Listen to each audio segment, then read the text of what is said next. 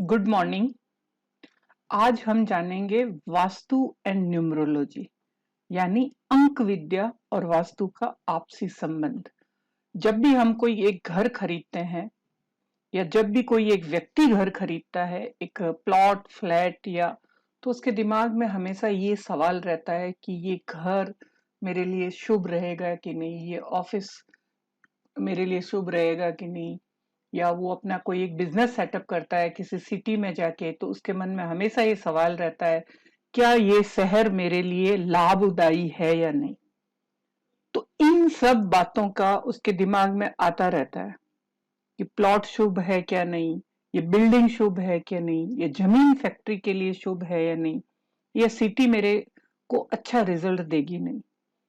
तो इन सब चीजों का हम न्यूमरोलॉजी के साथ या न्यूमरोलॉजी की मदद से आराम से जान सकते हैं कि ये प्लॉट बिल्डिंग और सिटी आप उसकी जो भी खरीदार है, जो भी उसको यूज करने वाला है बंदा, उसके साथ उनकी हारमोनी मैच करती है या नहीं करती है। तो आज इस सीरीज में, इस कोर्स में हम यही जानेंगे कि हम इसको कैसे न्यूमरोलॉजी और वास्तु को कैसे मैच करके कैसे पता लगाएं कि शुभ है या नहीं।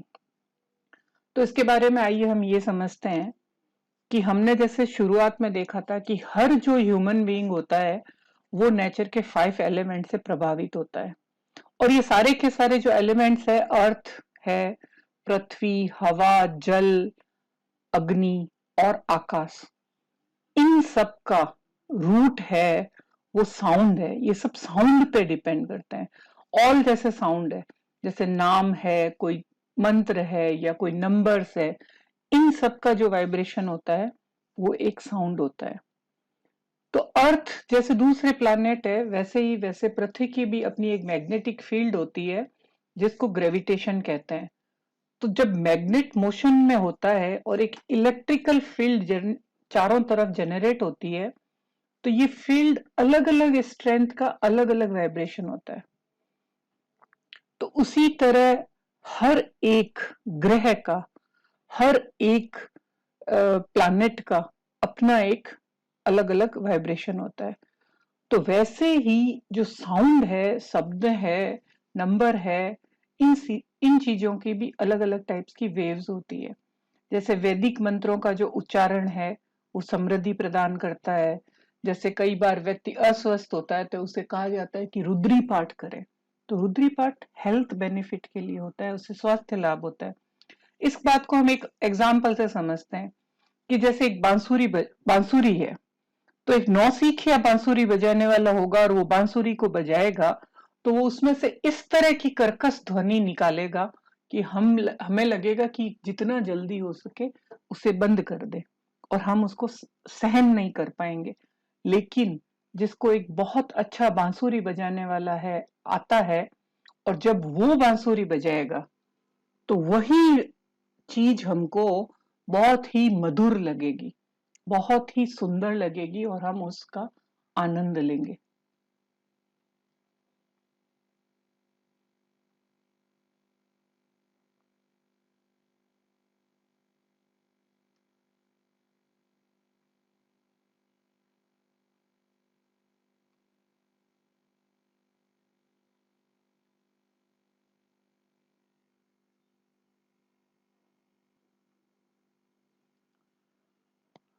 तो उसका हम आनंद लेंगे। तो इस चीज से हम ये जान सकते हैं कि हर व्यक्ति का अपना एक अलग अलग वाइब्रेशन होता है और हर चीजों का भी एक अलग अलग वाइब्रेशन होता है। तो हर व्यक्ति का कौन सी चीज का वाइब्रेशन उसके साथ मैच करता है, हारमोनियस होता है, ये सब हम इस न्यूमरोलॉजी के माध्यम से जान सकते हैं। जैसे सारे शब्दों की उत्पत्ति ब्रह्म से है। हर शब्द का अपना एक कंपन होता है। बहुत ही नंबर बार बार जो कंपन होते हैं, जो उनकी वाइब्रेशन होती है, उससे वो पूर्ण होते हैं। इसलिए साउंड और नंबर का एक बहुत ही क्लोज रिलेशनशिप है। इसीलिए सब चीजों का, एलिमेंट का अपना जो भी साउंड होता है, उनका भी अपना एक नंबर होता है। तो जैसे एक हम देख सकते हैं कि उस माध्यम से हम देख सकते हैं कि ये जो जीरो से जीरो है वो ब्रह्म है, और साउंड और नंबर जो उनके हैं, तो जीरो क्या है? जीरो सब शब्दों का और रूट है नंबरों का, फॉर फ्लॉलेस, मतलब साउंड प्लस नंबर, एकदम खालीपन, इको, जैसे यूनिवर्स है, यूनिवर्स से जैसे सब चीजों की उत्पत्ति होती है, वो भी एक साउंड से होती है। वहां पे एक करके एक साउंड, ओम का सिमिलियर एक साउंड हर वक्त गुंजायमान रहता है, और जहां से सब चीजों की उत्पत्ति होती है। तो उसी तरह ये सबसे ज्यादा महत्वपूर्ण है कि हम न्यूमरोलॉजी के माध्यम से हाउस ऑनर और उसमें रहने वालों की हार्मनी उसके साथ कितनी ज्यादा है, कितनी हार्मोनियस होगा, वो हम जाने, क्योंकि वो एनर्जी जितनी हार्मोनियस होगी उतनी ही उसके लिए फायदेमंद होगी। तो जैसे कि कहते हैं कि यूनिवर्स से सब चीज पैदा होती है, तो वैसे के वैसे 9 के नंबर जीरो से पैदा होते हैं, और जो जीरो नंबर है वो सोल है, और बाकी सारे नंबर बॉडी को रिप्रेजेंट करते हैं, जो कि डिफरेंट फॉर्म में पैदा होते हैं, और अल्टीमेटली वो जीरो में ही जाके मर्ज हो जाते हैं।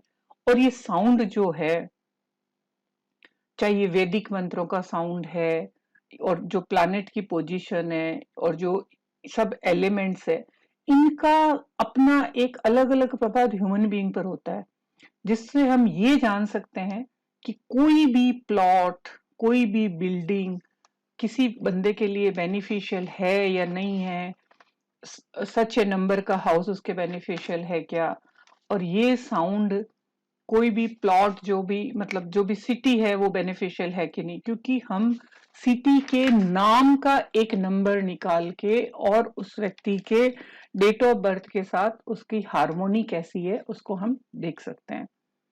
जैसे प्लैनेट के सबके अपने 9 नंबर होते हैं, जैसे 1 से 9 तक उनकी एक मिस्टीरियस वेव होती है जो अर्थ को और वहां पर रहने वालों को पर असर डालती है। हम इसको इस तरह से समझ सकते हैं और इस तरह से हम पता लगा सकते हैं, जैसा कि मैंने चार्ट में दे रखा है कि सूर्य का, समझिए कि आपका डेट ऑफ बर्थ है 23rd, तो 23rd यानी 2 + 3 यानी 5, तो 5 हो गया आपका जुपिटर का, जुपिटर गुरु बृहस्पति का, तो इसका डायरेक्शन नॉर्थ ईस्ट हो गया।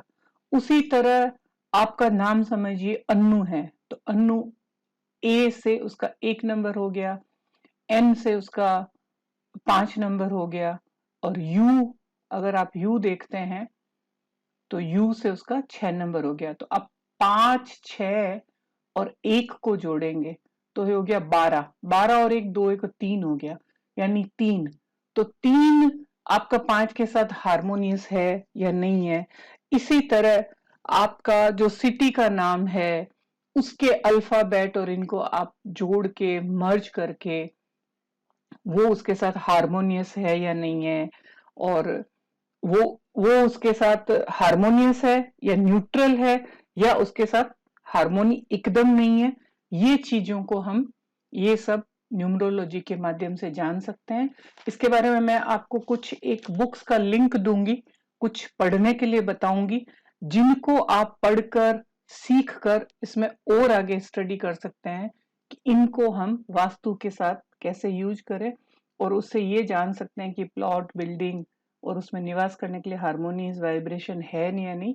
तो पहले तो आप बर्थ नंबर निकालोगे कि आपका बर्थ नंबर क्या है, उसके बाद आप फ्लैट का नाम फ्लैट नंबर निकालोगे, फिर सिटी का या मोहल्ले का नाम लिख के उसका नंबर निकालोगे, और उनकी हार्मोनी उसके साथ है या नहीं, हार्मोनी किसकी किसके साथ है उसके रिलेटेड मैं आपको इस कोर्स स्टडी में आपको साथ में चार्ट दिए हुए हैं, साथ में बुक्स दी हुई है, जिसको आप पढ़कर समझकर और आगे में कई काम कर सकते हैं।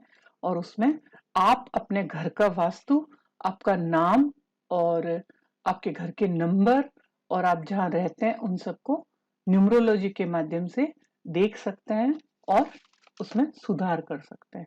और इसमें सुधार कैसे होगा उसकी भी मैं आपको डिटेल जानकारी दूंगी।